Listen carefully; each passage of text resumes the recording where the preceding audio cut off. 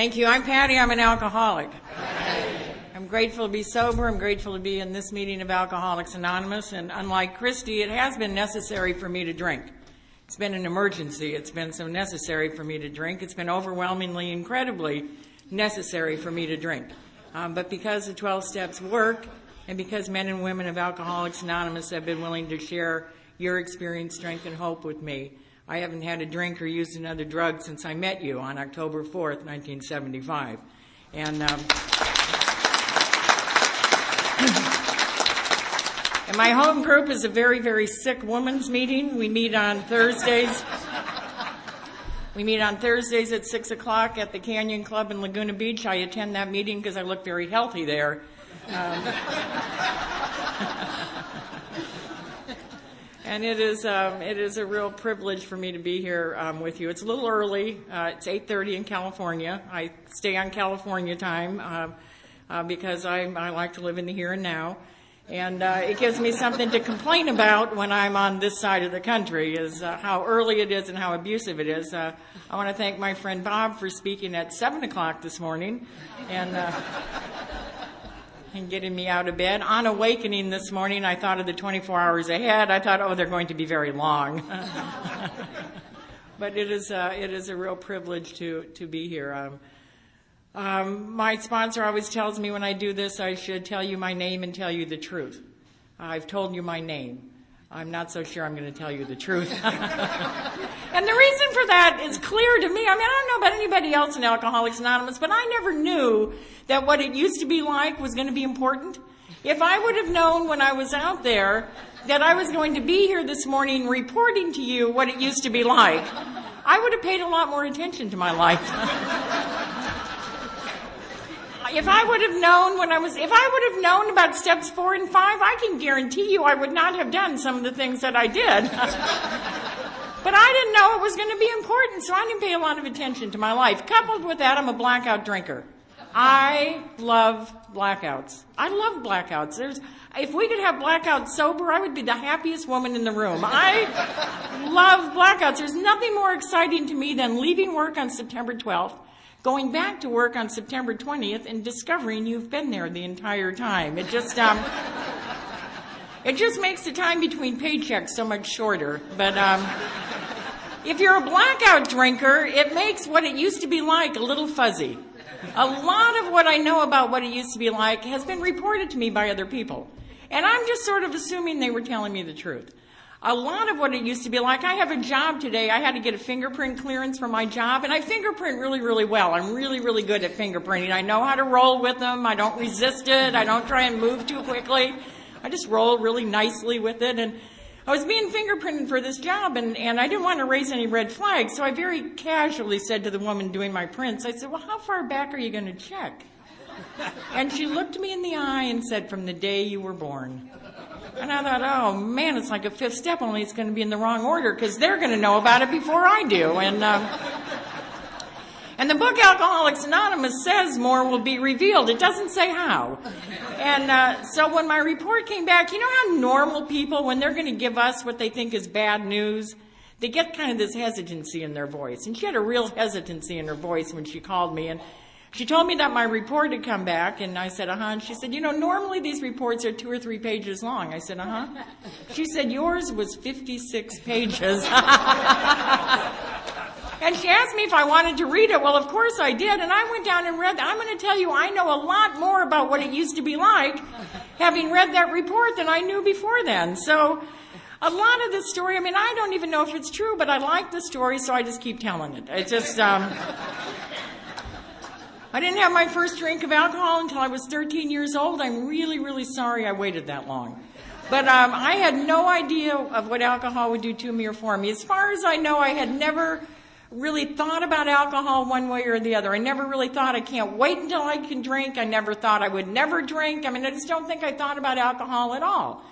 And yet when I was 13 years old, I was on a camping trip. We were camped on the beach in Southern California, and I remember that Friday night getting into the tent. I remember I had a bottle of vodka in my pillowcase, and I was excited about having it.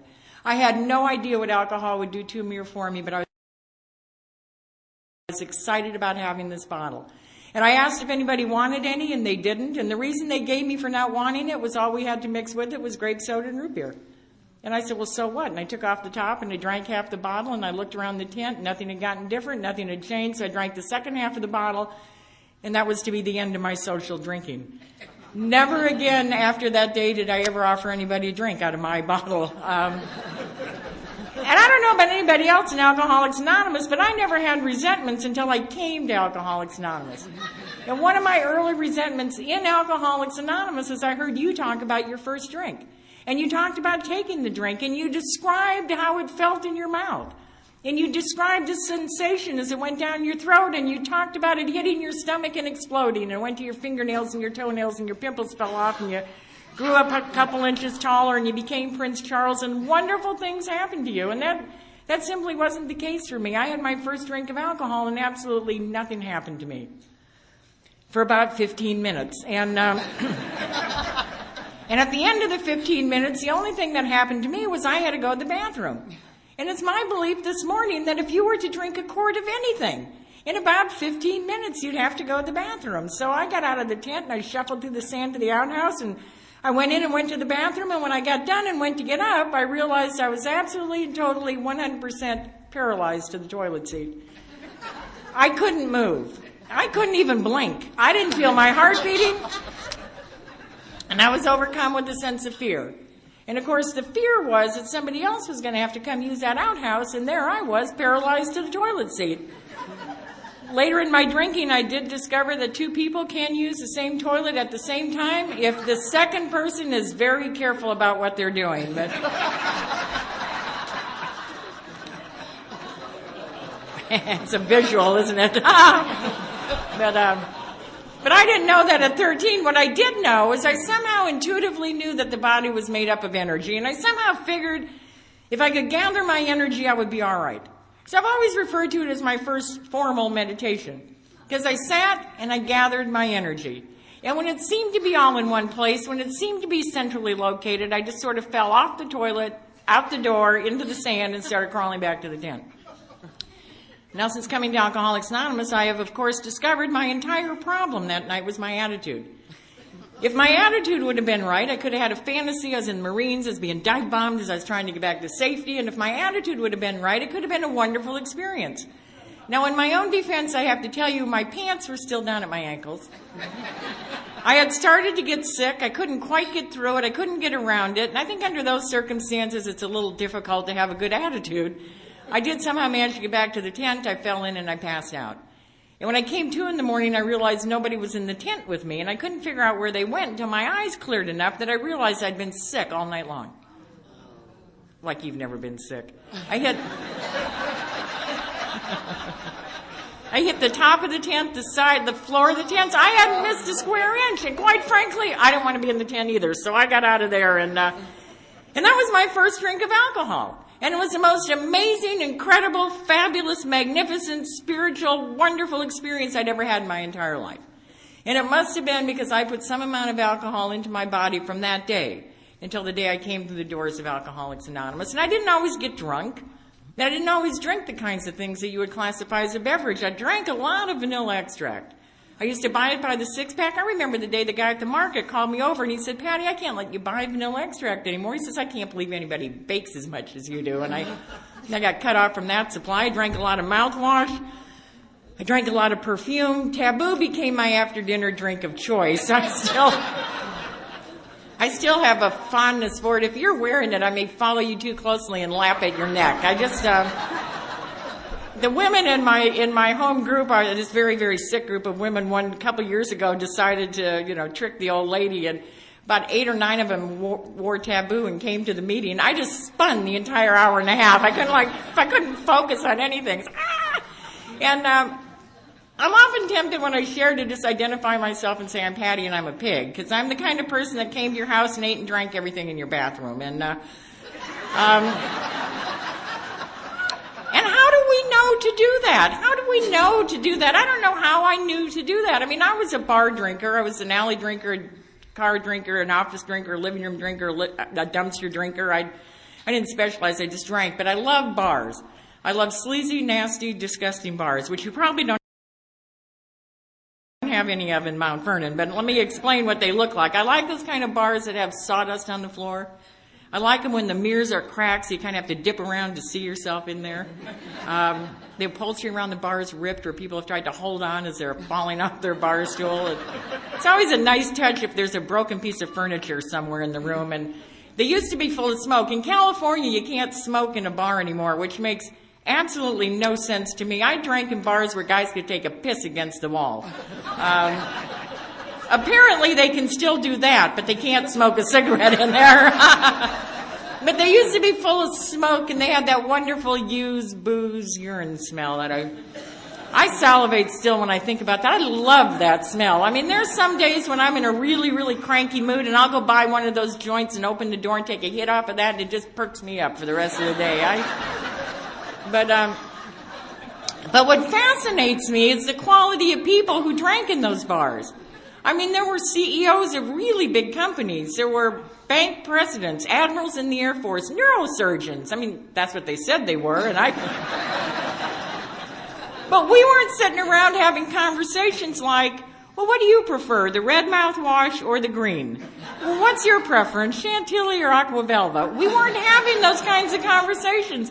So I don't know how I know that I can come and eat and drink. It's just kind of an intuitive knowing that we have. But I had an opportunity to go to college. I went to San Diego State. I graduated from there with a 3.8 grade point average. In retrospect, I can tell you I was drinking on a daily basis. I was a chronic, hopeless, helpless alcoholic, only I didn't know it, and I'm a blackout drinker. And I graduated from college with a 3.8 grade point average. I stayed at San Diego and took classes for a master's degree. I'm one of those people, if I'm doing something well, I want to keep doing it, and apparently I do school well. And that almost killed me in Alcoholics Anonymous, because when I got here, I told you I was too smart to be an alcoholic. Nobody with a 3.8 grade point average could possibly be an alcoholic.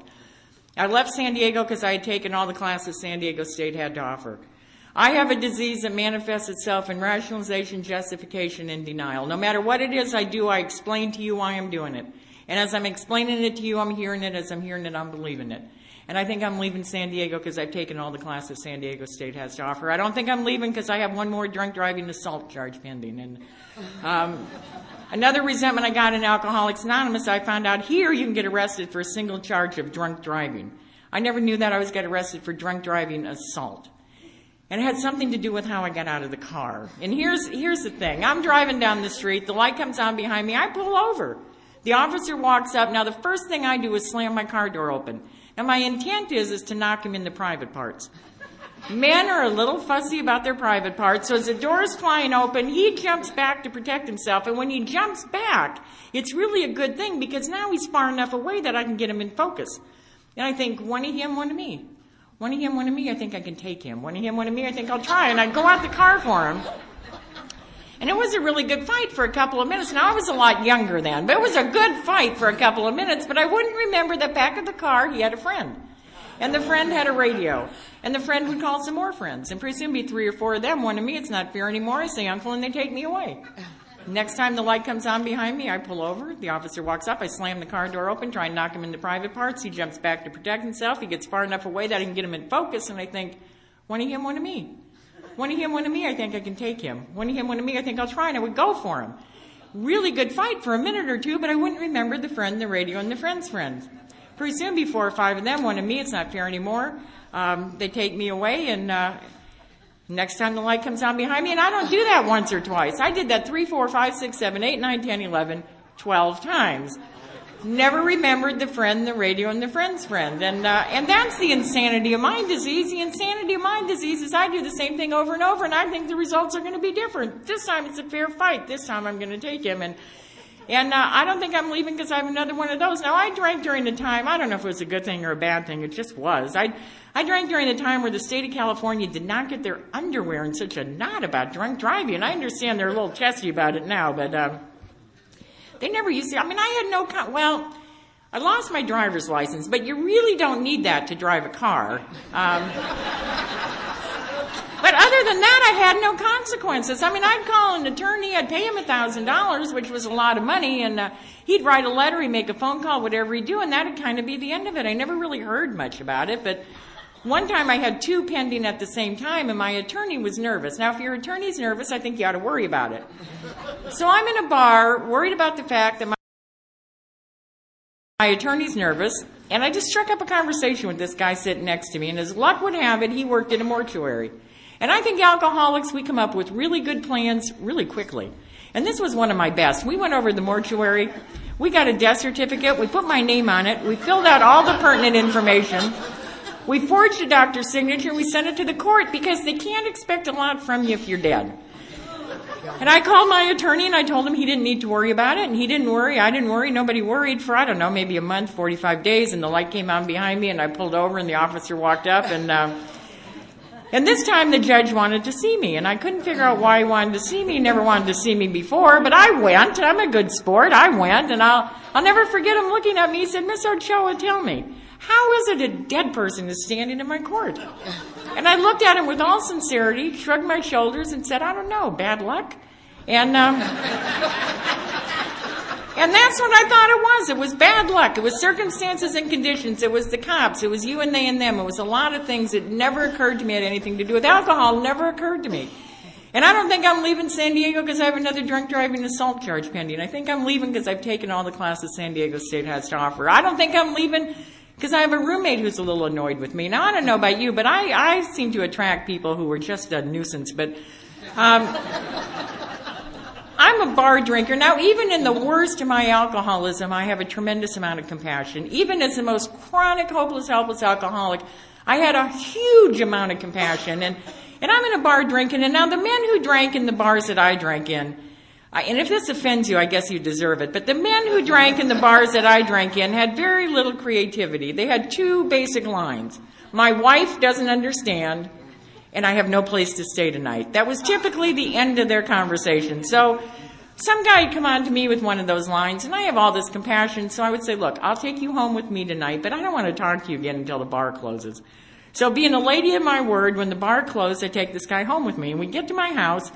I'd send him into the bedroom, telling him I had to go to the bathroom. He'd go into the bedroom on the right. I would go into my bedroom on the left, and I had just sent him in with my roommate. Now,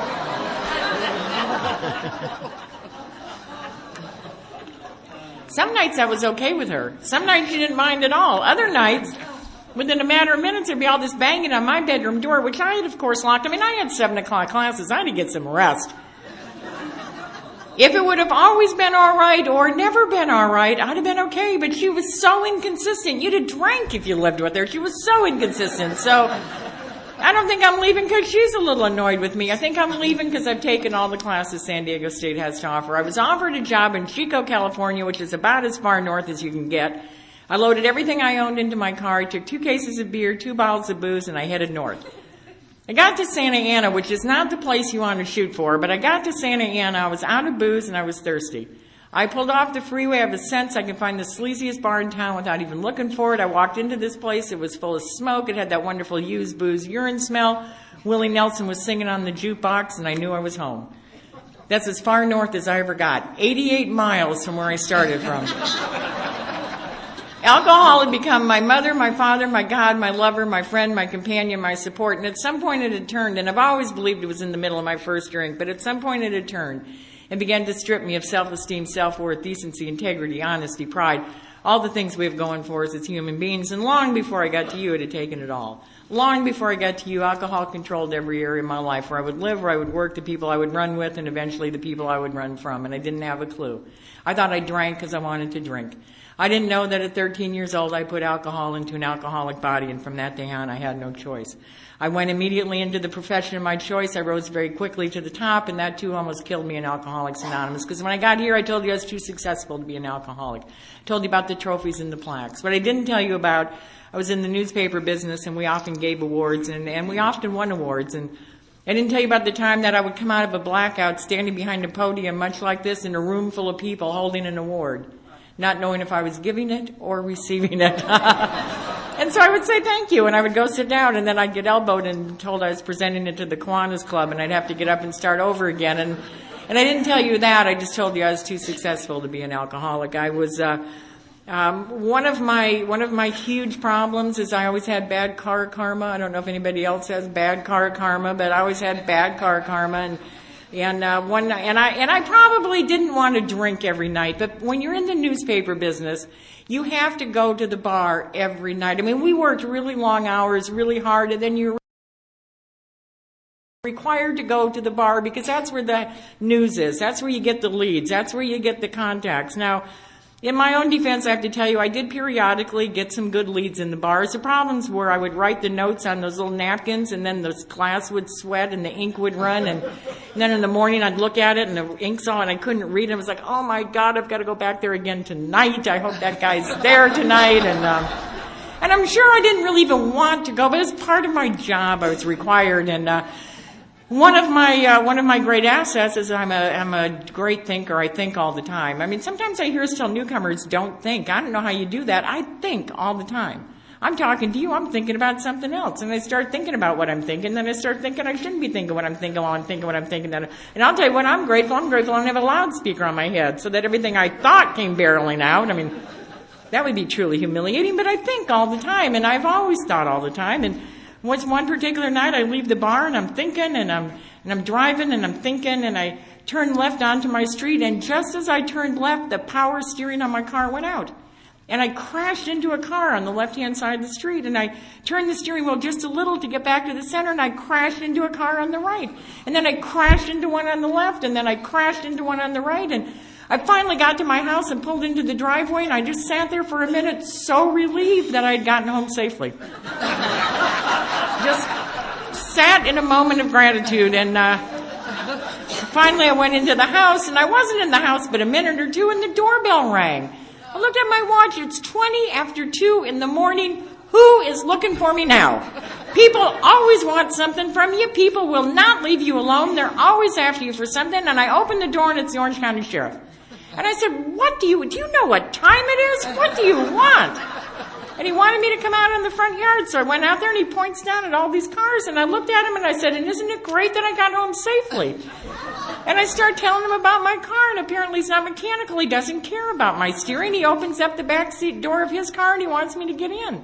Now, I'm in the newspaper business. I've been on the ride-along. I know how to do the ride-along. I do not have time to do the ride-along tonight. I've got to get to bed. And I'm explaining this to the officer, and he's insisting I get into his car. And I'm insisting I don't have time, and he's insisting I get in. And I finally get it. This guy is not going to give up. He's apparently got nothing to do this evening. He needs to take somebody on the ride-along. I better just go and get it over with. So I hop into the back seat of the car. Now, I have a reputation as a violent drunk, only I don't know it. If you're a violent drunk, you don't know you're a violent drunk. I don't know that the way I get out of a car when I get pulled over has me labeled in Orange County as a violent drunk. So I hop into the car, and he shackles my ankles. And he cuffs my hands behind my back. And in California, our police cars have a fence between the front seat and the back seat. I can never figure out what that's for, but there's a fence. And he starts driving me, and now pretty soon we're on the freeway, and I'm explaining to him, on the ride along, you do not go on the freeway. On the ride along, you stay on the surface streets, get off the freeway. And he's ignoring me. He's not speaking to me. He's just driving. And I don't know about you, but sometimes the devil flies into me. And that morning, the devil flew into me. And I'm annoyed because he won't speak to me. And I'm annoyed because he's not following the rules. And so I just honked up a big one, and I just spit right on the back of his head. And I was pretty proud of it. It went right through that fence and in his head. And he wasn't amused. He didn't even respond to that. He just started driving faster. And pretty soon I'm watching the speedometer to hit 100 miles an hour. And when he hit 100 miles an hour, he slammed on the brake. And I'm shackled, and I'm cuffed, and I can't break the fall. And I went face forward into that metal grate, and my glasses broke, and there was blood everywhere. It was a mess. I'll never forget that night when they're taking my mugshot. They kept referring to me as Waffle Face because I had the grate. And I don't know it's alcohol. I think it's you and they and them. It's the cops. The cops are always looking for me. The cops always know what I'm driving. They know what I'm driving if I have my car. They know if I'm driving if I have your car. They know what I'm driving if I have a stolen car. They're always looking for me. It's you and they and them. It's circumstances and conditions. It's the cops. It's a lot of things. Never occurs to me it has anything to do with alcohol. Never occurs to me. I got pulled. The state of California started to get a little annoyed with people barreling down the freeway at 80 miles an hour, blowing something in the breathalyzer above their grade point average. And I got pulled over one more time for drunk driving, and I was taking the field sobriety test. I'm really, really good at field sobriety tests. By this time, I know, how to walk. I know touch your finger to your nose means this. It doesn't mean that.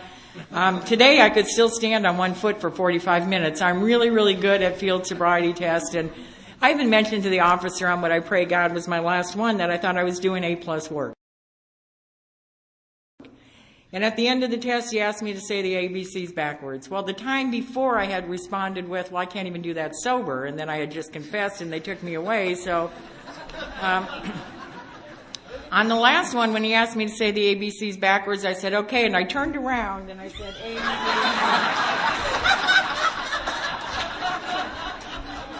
See, you think it's funny? He wasn't even amused. I was turned around, he cuffed me, he took me to Orange County Jail, and he put me in a cell with criminals. I mean, there were real criminals in there. There were prostitutes in there, there were women, burglars in there, women who've been arrested for beating their husband, which I don't think should be a crime, but in California they lock you up for it. And I knew I didn't belong there, so I tried to organize a prison break, and I explained the plan very carefully and very slowly to the criminals, and it was an easy plan. I'm going to get my coffee cup, we're going to bang them on the bars, when we make a lot of noise, the marshal's going to come to see what's going on. I'm throwing my arm around her neck, we're getting her keys, and we're getting out of here. I explained it very carefully, and I heard something I was to hear in Alcoholics Anonymous. One of those criminals looked at me and she said, why don't you sit down and shut up? And I said, fine, then you all stay, but I'm getting out of here. And I was going like a mad woman on those bars. Now, there's a couple problems with styrofoam cups. The first one is they don't make a lot of noise. The second one is the bars have a tendency to eat them up. But when the bars ate them up and it got to my knuckles and it got painful, I sat down and I shut up. I went to court on that charge. I was 26 years old. I was drunk that morning in court. It's the only way we went to court. The laundromat, work, the grocery store. It's the only way we did anything. Stood there drunk that morning in court, and because the state of California was starting to get upset about drunk drivers, and as a result of my past record, I was being sentenced to 10 years in prison. I have a son as a direct result of my alcoholism. I never wanted to be a mother. I found out that is not adequate birth control. And I didn't like this kid. He was 8 months old. He did nothing. He wet and he cried. He wouldn't get a job. He did nothing. He interfered with my life a lot, and I didn't like him, but I was willing to use him that morning. And I told the judge he couldn't put me in jail because I was a single parent and I was self-supporting through my own contributions. And he told me to put my son in a foster home because I was an unfit mother. Now, I would have admitted to being a lot of things, but I did not believe I was an unfit mother. I had that kid with me every day of the week. He sat in one of those plastic things that you put kids in when you don't want to touch them. And he was to spend the first 11 months of his life on a pool table in a smoke-filled bar. But I thought having him with me made me a fit mother. Rationalization, justification, and denial. No matter what it is I do, I explain it to you. And when I'm explaining it to you, I'm hearing it. When I'm hearing it, I'm believing it. I was going to prison. My son was going to a foster home. And in the middle of sentencing me, the expression on the judge's face changed and the tone of his voice got different. And I know he was as surprised at what he was saying as I was at what I was hearing, because he looked at me and he said, I know this won't work for you, but I'm going to offer you an alternative. And part of that alternative was meetings of Alcoholics Anonymous. And I wish I could tell you that I took the alternative. I left the court. I came here. I looked at the 12 steps. I knew there was a solution to problems in my life and worked them all in the first week. And if Bob wasn't here, I would tell you that story, but that's not my story. I stood in the courtroom and thought about it. Jail alternative. Jail alternative. I've been to jail. There's more alcohol and other drugs inside the institution than there are some days on the street. If you know what to do, who to do it to, and you're willing to go to any lengths, and always was. Jail alternative. And I'm trying to figure it out. I didn't know then what it was, but I know this morning. Trying to figure it out, I had a moment of clarity. As clear as I knew anything, I knew if I went to jail one more time, I would either die in the institution or I'd become institutionalized for life. And I didn't know why I knew it that morning, but I took the alternative. I left the courtroom and I drank for 3 more months. In retrospect, I can tell you I didn't drink a greater quantity. Physically, it had been impossible to drink a greater quantity of alcohol, but I drank with a sense of urgency and a desperation that I had never known. And on October 4th, 1975, the day before I was to go back to court to tell the judge what it was I was doing with the alternative he gave me, on that day I came to my first meeting of Alcoholics Anonymous, and I didn't know what A&A was. I thought it was something like the PTA or Parents Without Partners, and a lot of days it is. But as far as I know, I had never heard the words Alcoholics Anonymous. I had no idea what you people were going to do to me or for me. And that first meeting was a speaker meeting, and I can't tell you who talked that night, but I heard 2 things. I heard the answers are in the book, Alcoholics Anonymous, and I heard we don't drink between meetings. So after the meeting, I stole the book. I mean, God knows I need to have the answers, and I can't tell you how irritated I was when I went home and read the book. Not only could I not find the answers in there, I couldn't even find the questions. And I thought, oh, dear God, I've stolen the wrong book, and I'm going to have to go back and get the right one. And I'm a thief. It's humiliating for a thief to have stolen the wrong book. But and the other thing I heard was we don't drink between meetings, and I don't know how that impacts other newcomers, but it made me really nervous. I couldn't figure out why the judge sent me to a place where people didn't drink. I would have understood if he sent me to the Sears School of Safe Driving. I did not understand why he sent me to a place where people didn't drink, and I was going to go to court to tell him he had made this hideous mistake. But I figured before I go, I better find the answers. So Wednesday, with 4 days of sobriety, I came to my second meeting of Alcoholics Anonymous to get the answer book. That's the only reason I came back. I don't think it matters why you come back. I don't think it matters what your motives are, what your intentions are. I think it matters is what your actions are. Wednesday, with 4 days of sobriety, I came to my second meeting of Alcoholics Anonymous to get the answer book. And that was a small discussion meeting. And in that meeting, I heard, if you want what we have and are willing to go to any length to get it. And I looked around the room, and I looked around the room, and I looked around the room, and I could not figure out what it was you had that was so hot that I should be willing to go to any length to get it. I mean, look at the person next to you. Unless you're sleeping with them, what is it? I could not figure it out. And then I saw him. And I truly believe there's a hymn for each of us. This guy was a skinny little fellow. He was bald-headed. He wore baggy pants. I haven't seen any baggy pants in Mount Vernon. I work with adolescents in California. I work with kids that wear pants that have absolutely no relationship to their body size. But his weren't that baggy, but they were baggy. He had tennis shoes on with no shoelaces, but the holes were there where they should have been, and he nodded out during the meeting. And I quickly assessed the situation. I figured he's shooting heroin. Folks who shoot heroin nod out. And I can probably do this thing and not drink if I can shoot a little heroin. So I snuck down to his office and I said, Dick, I have to do this thing called Alcoholics Anonymous to stay out of jail, and I don't know how to do it. He told me if I would go to meetings and read the book and talk to other alcoholics and not drink. So I guarantee you won't get drunk. And if you don't get drunk, your life will get different. And I'm grateful he told it to me that way. He didn't tell me my life would get better. He didn't tell me my finances would get better, my job life would get better, my relationships would get better, my family life would get better, my sex life would get better. He didn't tell me any of it would get better, and I'm grateful. Because none of it has. It's a little hope for the newcomer. But it's all gotten different. And as I stand here this morning, I can tell you from the top of my head to the tip of my toes, I have never had it so good. See, left to my own devices, I'll shortchange myself. I'm going through something I think is bad for me, and it generally turns out to be good for me. And I'm going through something I think is good for me, and it generally turns out to be bad for me. And I don't know good from bad for me. I've gone through times in the last 31 years that have been incredibly, incredibly painful, torture painful, disappointment, sadness, torture, and I'm so dramatic. I always refer to it as the dark night of the soul. Unless, of course, you're going through it, then I just tell you to get over yourself. But in those times, if I don't drink and don't die and don't drink and don't die, I've gotten beyond it to see that every time I thought my life was falling apart, what was really happening is it was falling together. And it had to be exactly that way for God to move me to where He'd have me be. You see, I get content right here, right now. Right here, right now, life is good.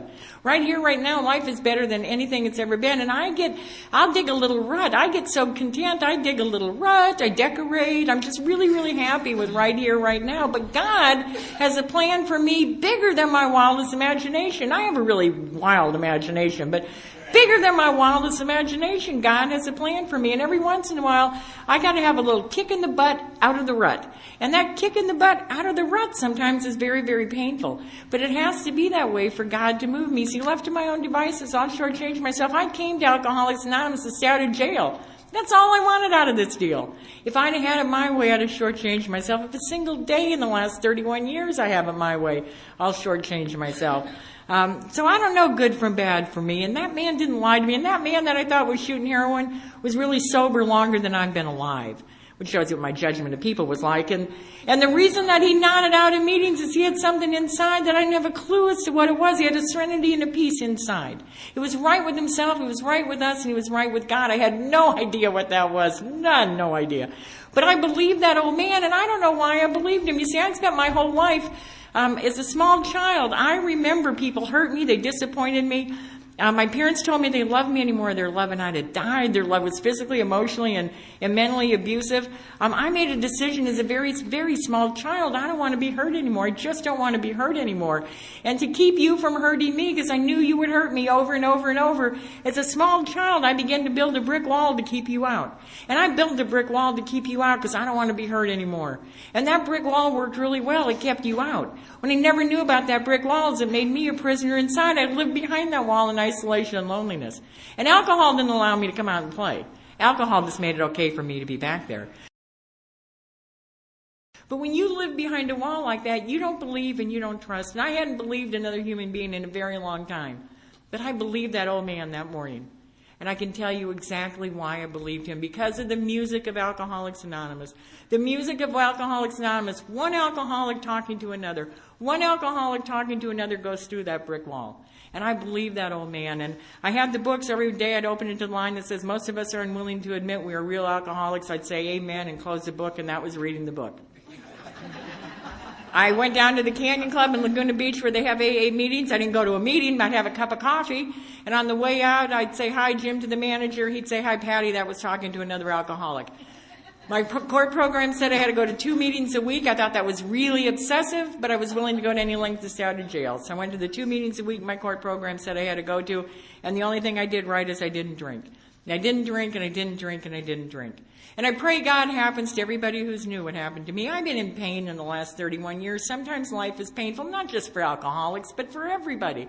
Sometimes life is painful. Painful things happen. And I've been in pain in the last 31 years, but I have never been in the kind of pain that I was in 8.5 months away from my last drink. The pain of not drinking and not recovering. The pain of not drinking and not recovering is the greatest pain I've ever been in. And 8.5 months away from my last drink, that pain drove me to my knees. And on my knees, I took the first step of recovery in Alcoholics Anonymous. I admitted I was powerless over alcohol. Whenever I ingest alcohol, I'm damned to live the way alcohol says I'll live. And my life had become unmanageable. I have no choices in my life. Alcohol controls every area of my life. 8.5 months away from my last drink, on my knees, I took the first step of recovery in Alcoholics Anonymous. My sobriety was a gift from a very gentle and very loving God. It was a gift given to me on a day I wasn't looking for it. It was a gift that I never asked for. It's a gift that I never wanted. It was something I never sought. Yet that gift was given to me by a very gentle and very loving God on October 4th, 1975.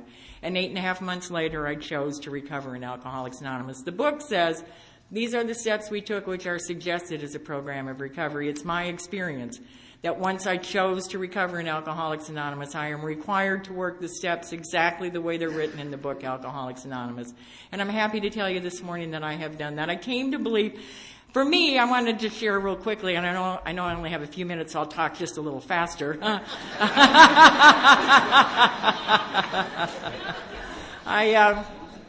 And this is just my experience with the steps. If you have a different experience, please talk to your sponsor after the meeting. Do not tell me I didn't have my experience because it confuses me.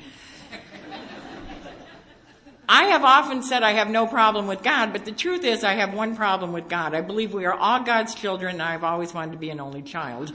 Other than that, I really have no problem with God, but I'm a loner by nature. Alcoholics Anonymous didn't change my nature. What Alcoholics Anonymous has done for me is it's given me the courage and strength I need to do the things I need to do in spite of my nature. But I'm a loner by nature. The book talks about we become disgustingly, even dangerously antisocial. I didn't become that way, started out that way. I have over the years acquired one social skill, and lucky for you, I haven't used it yet today, so I still have it available, but I don't have a lot of social skills. What I know about living life, I've learned from you. What I know about living life, I've learned from the men and women of Alcoholics Anonymous. You've shared your experience and allowed me to take your experience in the world and live it, and it becomes my experience. And then you share your experience and allow me to take it in the world and live it, and it becomes my experience. Everything I know from you. I was at a birthday party a couple years ago at this young kid's house, and his mother was hosting his first AA birthday party, and she was very excited to have all, everybody there celebrating, and went to her house. And I have learned from you, because I've heard you walk into people's houses and you say, oh, what a lovely home you have. So I know that. So I walk in and I say, oh, what a lovely home you have. And the woman says, would you like to come see, can I show you the rest of it? I said, oh, no, thank you. I shop. My sponsor calls it robbery. I call it shopping. I just need a few things. And this woman followed me the entire time I was at her house. But everything I know from you, but I am quite frankly, you know you're a loner if you don't like AA potlucks, but I'm a loner by nature. My preference is to sit on my couch and watch reruns of Special Victims Unit. That's what I like to do. So, for me, the power greater than myself in step 2, for me, was not God. Because you see, as a loner, if I had come to believe God was going to do this, God would have flown over, sprinkled me with sanity, taken off to wherever it is God hangs out, and that would have been the end of it. I would have never had to do another thing. Somebody else would be here sharing with you this morning. I would be on my, well, I'd still be in bed.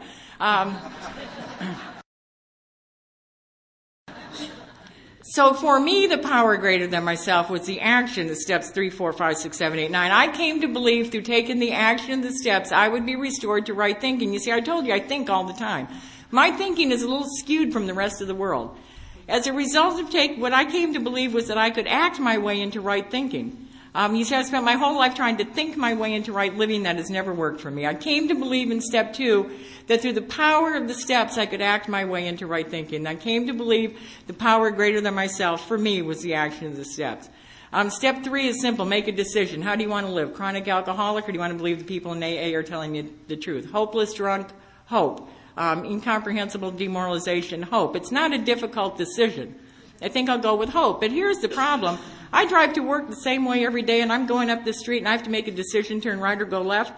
To get to my job, I got to turn right. I make a decision, turn right, and I go straight through the intersection. So I make a U-turn, I come back toward the intersection. I got to make a decision, turn right, turn left. To get to my job, I got to turn left. I make a decision, turn left, and I go straight through the intersection. I make another U-turn. Now I'm starting to get irritated, and I do the same thing, and I make a decision, turn right, and I go straight through the intersection. Now I'm really irritated. I'm swearing. I make another U-turn. I head back to it, make a decision. I got to turn left to get to my job. I make a decision to turn left. I take the steering wheel, and I do this. The decision I make in my car has no impact on my car. What has an impact on my car is turning the steering wheel. The decision you're asking me to make in step 3, although vital, has no power in my life. What has power in my life is taking an action. The action I needed to take was writing the inventory, and so I did that. I did that the way the book says to do it. I made the columns. Who I resented, which basically turned out to be everybody who breathed air that I thought should have been mine. What they did to me, well, I wanted to tell you all my life what they did to me. How it affected me, affected my security, my self-worth, well, no wonder I drank. If all these people did all these things to you, you'd have drank too. And I was having a good time doing this until I accidentally, in my zealousness, turned the page of the big book. Hidden in the body of the text, it says, referring to our list we put out of our minds, the wrongs others had done, and we looked at our part. Well, now it's not any fun anymore, and it took all the fun out of it. But I did that. Did that with my resentments, my fears, and my relationships. And for the first time, I saw who Patti really was. See, I'd spent my whole life putting on a show for you, and I'd come to believe the show.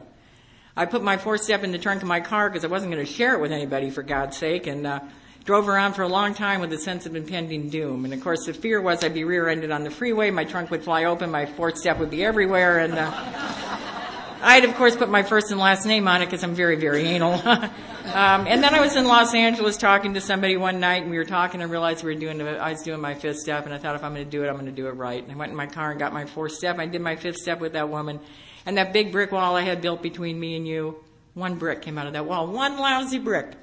But every time I've shared with another alcoholic, another brick has come out of that wall. And this morning I have no brick wall between me and you. I have a little styrofoam thing I throw up sometimes because sometimes I get afraid. Sometimes I'm insecure. Sometimes I have self-doubt. I made this up. I make up stuff all the time with no input from you. But I made up, somehow I thought, if I worked the steps really, really hard with enough zealousness, with enough passion, if I really, really, really worked the steps, I would somehow skyrocket above human. I would never experience a feeling as I judge as negative. I would never have any fear, no insecurity. I'd just kind of be up here. The truth for me in working the steps is I've come into my humanness. And as a human being, I sometimes am afraid, I'm insecure, I have self-doubt. The difference is I have you. And when one of you takes my hand and walks with me through the fear, takes my hand and walks with me through the insecurity, you add to my life.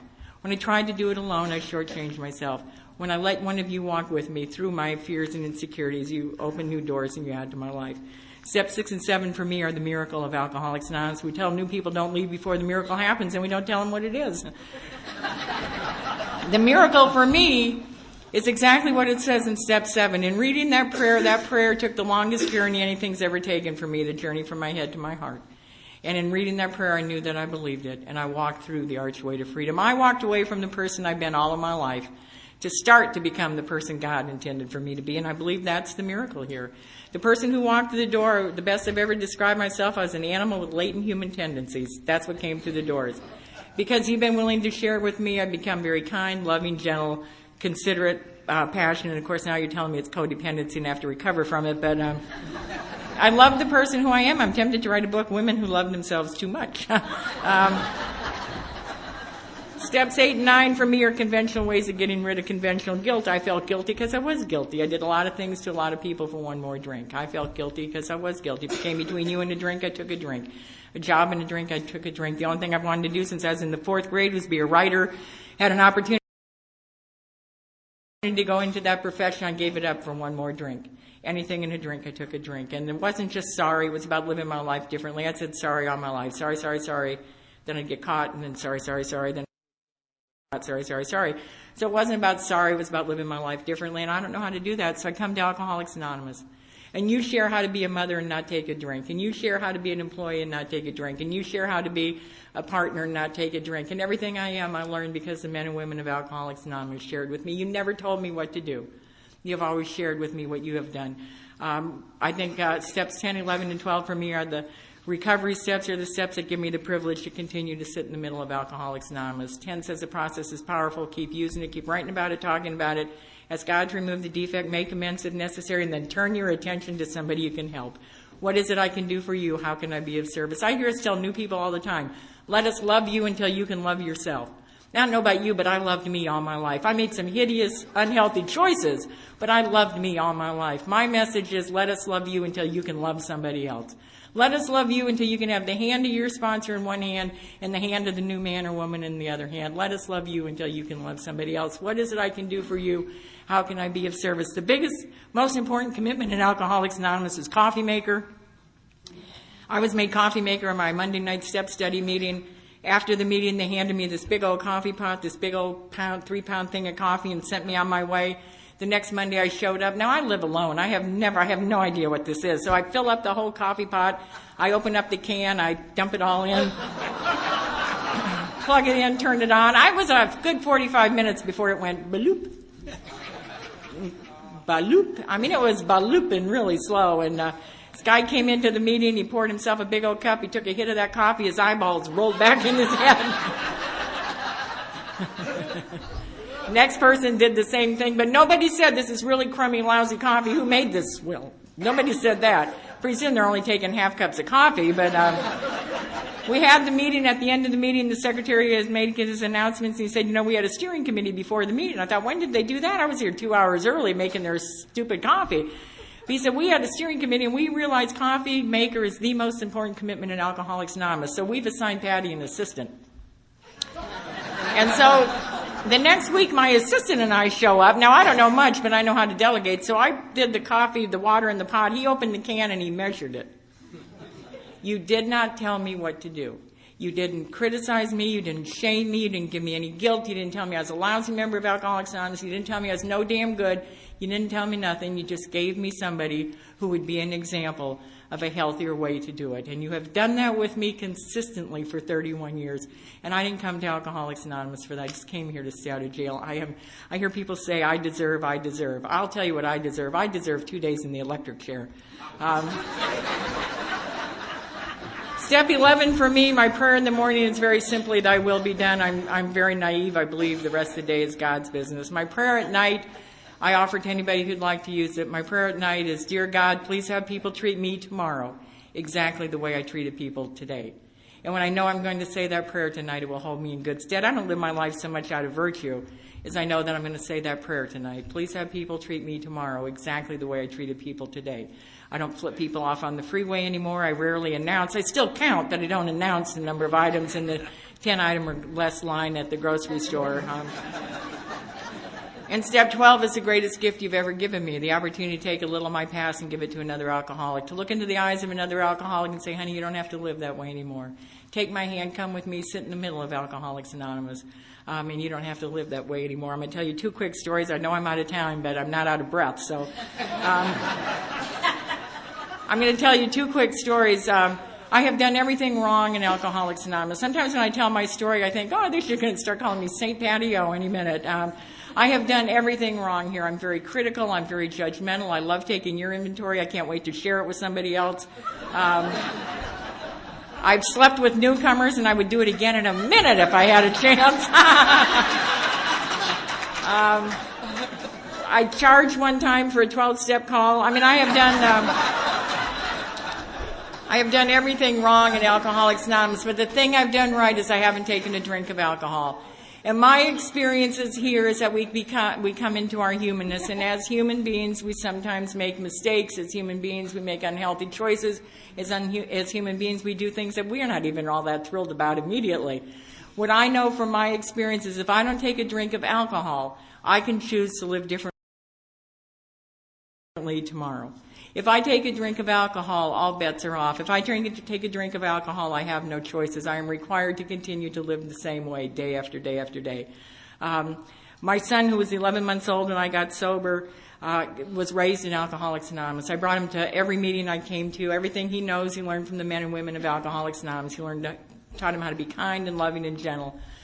He also taught him how to con and manipulate, which I've never been thrilled with. But everything my son knows, he's learned from the men and women of Alcoholics Anonymous. And if just sitting in a meeting of Alcoholics Anonymous were enough, my son would have never had a problem. If just sitting here were enough. But just sitting in Alcoholics Anonymous is not enough. And my son had a journey that he had to go on. He had to go on a journey of alcoholism. He went into places that men and women should not have to go, and he did things that men and women should not have to do. And he started calling me and asking for money, and he was living in San Francisco at the time, and he had some hideous accident, needed 140 stitches or something in his head, and he needed $240. And I said, well, Patrick, give me the address and I'll send the money. And he said, oh, no, they need cash. And I said, well, I don't know how to do that. So he taught me how to do MoneyGram. And then he started calling me periodically. He kept hurting himself and he kept needing stitches, and hideous things were happening to him. And I had 3 or 4 MoneyGrams going because I didn't want the little MoneyGram person to know I was sending money again. And I had little stories going, and I was in the ring with his disease. I'm powerless. Whenever I get into the ring with alcohol, I lose. When I'm fighting it because I'm drinking it, or I'm fighting it because you're drinking it. Whenever I get into the ring with alcohol, I lose. But the thing I did right is I came to Alcoholics Anonymous. And I came here and I told you the truth. And I told you I sent money. And I told you the lie I told the clerk. And I told you the story he was telling me. And the men and women of Alcoholics Anonymous, I was 25, 26 years sober. And they said, Patti, aren't you embarrassed? Are you embarrassed to be sharing that? I mean, you should know better than that. I want you to know this. If I get too embarrassed to tell the truth in Alcoholics Anonymous, I'm going to be out there drunk. I would rather be here and be embarrassed telling you the truth about my humanness than to take a risk of being out there drunk. So I continued to come to you and tell you the truth. Every time my son would call me, I would guilt him and tell him he needed to go to Alcoholics Anonymous, and we'd have this little battle before I'd finally agree to send the money. But I kept saying, you need to go to Alcoholics Anonymous, you need to go to Alcoholics Anonymous. I'm a very active member of Alcoholics Anonymous, and my son would say to me, I am not going to be Patti O's son. I'm not going to be Patti O's son. And I said, Patrick, trust me, there are people in San Francisco never even heard of me. Just go to Alcoholics Anonymous. And it was his rationalization, justification, denial. He would not be Patti O's son. He moved back to Southern California, and it continued for a while. And then one morning he called me at work, and God will do for me what I cannot do for myself. God won't do for me what I can do for myself. God won't send me money in the mail because I'm able to go to work. But God will do for me what I cannot do for myself. This is my only son. I love this boy more than life itself. And he called me up one morning, and one more time he needed help, and he was in a motel room in Southern California, and he needed help. And I said, Patrick, I can't help you anymore. If I come, I'm going to kill you. And I said, just stay where you are. And I called a man in Alcoholics Anonymous, and I called a high-profile member of Alcoholics Anonymous, because maybe he's going to 12-step my son. It's going to be a high-profile member of Alcoholics Anonymous. And I got his voicemail. And so my fingers dialed the biggest goof I could think of in Alcoholics. I mean, I think God dialed this guy up because I wouldn't have called him. He's a goof. I'm not entrusting my only son to this man. And I called him and I told him, and thank God he understood the traditions, because he didn't say, have the boy call me. He said, where is he? And I gave him the address, and they went and got my son out of that motel room, and they brought him to the middle of Alcoholics Anonymous, and they did with him what you have done with me. They showed him what to do. They didn't tell him to stand at the door and greet. They stood at the door with him and greeted. They didn't tell him what to do. They showed him what to do. And they brought him to the middle of Alcoholics Anonymous. And on October 23rd, my son celebrated 4 years of sobriety as a very active member of Alcoholics Anonymous.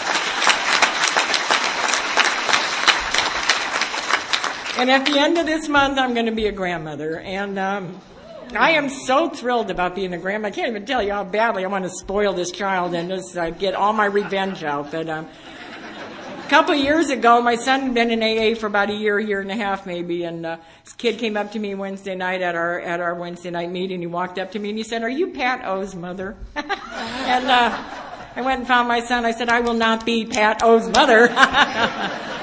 And he is absolutely the best son a mother could have. Because of the 12 steps of recovery in Alcoholics Anonymous, he is the best son that a mother could have. I am so grateful to you for giving me this young man in my life. And I didn't come to Alcoholics Anonymous for that. I came here to stay out of jail. That's all I wanted out of this deal. And if I'd had it my way, I'd have shortchanged myself. When I was 4 days sober, an old man told me if I didn't drink, I wouldn't get drunk.